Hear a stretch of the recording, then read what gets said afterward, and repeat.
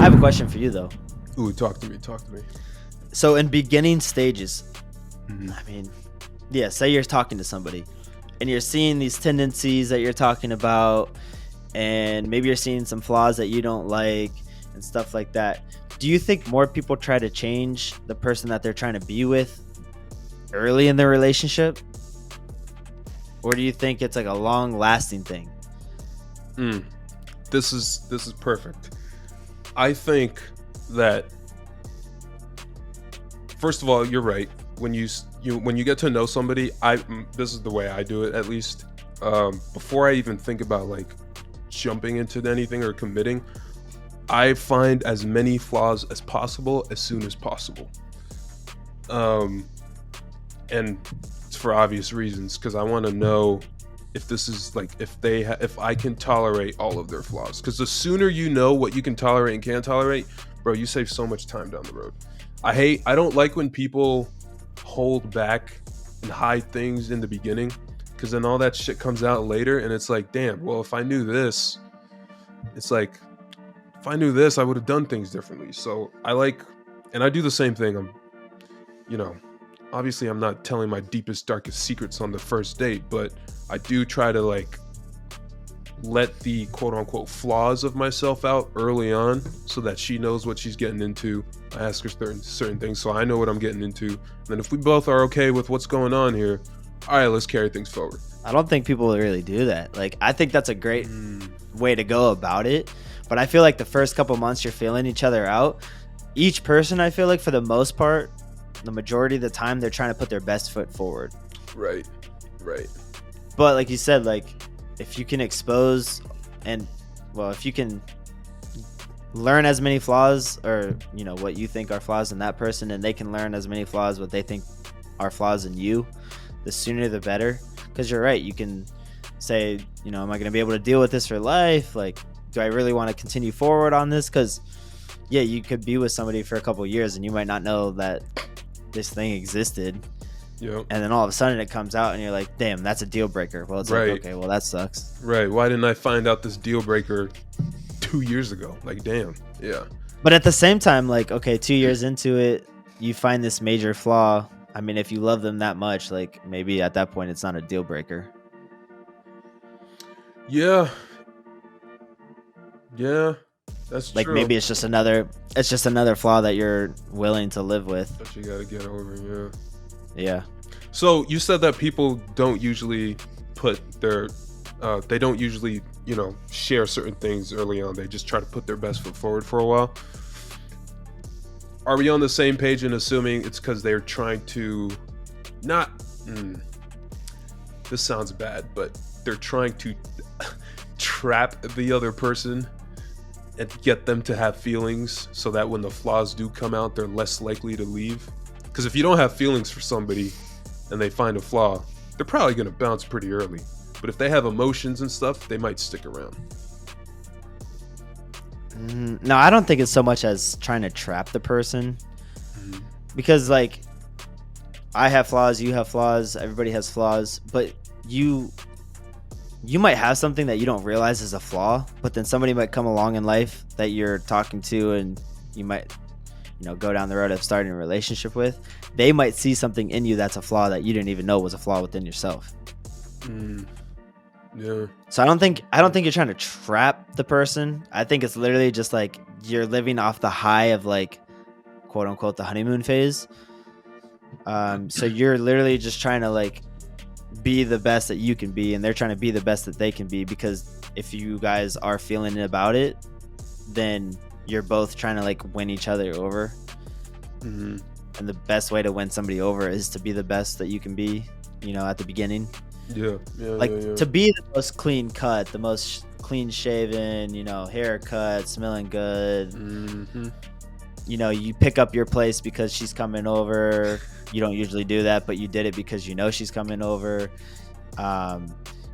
She's doing what she's got to do. I don't think you're trying to trap the person. I think it's literally just you're trying to present yourself, like first impressions. Let's go with that. Like your first impression means a lot, and you're trying to provide a good first impression for that person. Right. 100%. yeah, forces you to clean up and tidy up, not just physically, but like even socially. Like, yeah, just kind of clean up a little bit. Yeah. No, I like that. You're definitely right. Okay, so what happens if you run into a flaw early on that you don't think you can tolerate?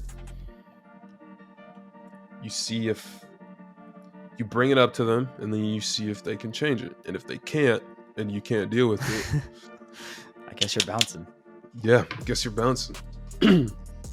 So, what do you do to put forward the flaws that you see within yourself, so that other person sees them sooner than later? Like, are there things? Do you actually actively think about it when you're like with somebody and you're, you know, a couple weeks in or a month or so in, and like, are you actively trying to put your flaws out there?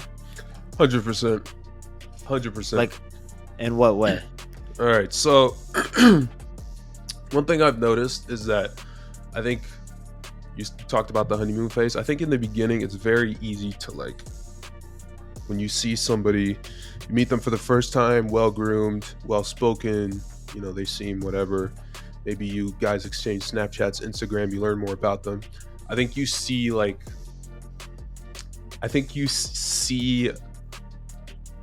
the formalized, like, idolized, cleaned up version of them. And so I think a lot of people fall in love with the perception of a person. They don't actually fall in love with the person. Am I making sense so far? Like, yeah, that makes sense. Yeah, they're falling in love with the image of what the person represents. They're not falling in love with that person. I'm following. So so a lot of times what ends up happening is when I first meet somebody, you know, I put my foot forward as a guy, got to make the first moves, got to initiate contact. Usually the girl's kind of nervous, so you got to, like, do a lot of the talking and stuff and be social, make her comfortable, whatever. I've noticed, at least for me, I've noticed that the perception of me is extroverted in the beginning. And then I run into issues where down the road, I start to pull back, be more quiet, do my thing. I'm not as chatty. I'm more trying to listen to her. And then she not gets upset, but, like, the girl usually is confused. But now they know in the back of their head, like, okay, so if our next date, he's a little bit more low key or whatever, doesn't mean he doesn't like me anymore. It just means he was. Like, I told you that. Right. I'm letting you know ahead of time so that there's no surprises. Because, if I'm gonna look for flaws in somebody, it's only fair. And being an introvert is not a flaw, but it just catches people off guard. All right, not to be like weird or anything, but I guess I subconsciously did exactly that when I met Taylor, not knowing that I was exposing my flaws. And I'm not even kidding. Like, the first, date that we were on, we met in a park.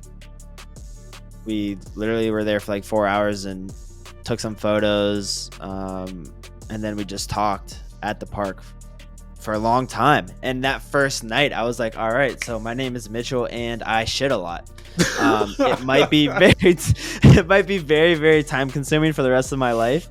So if you're waiting for me in the bathroom, or if you're waiting for me, you probably should know that I'll be in the bathroom.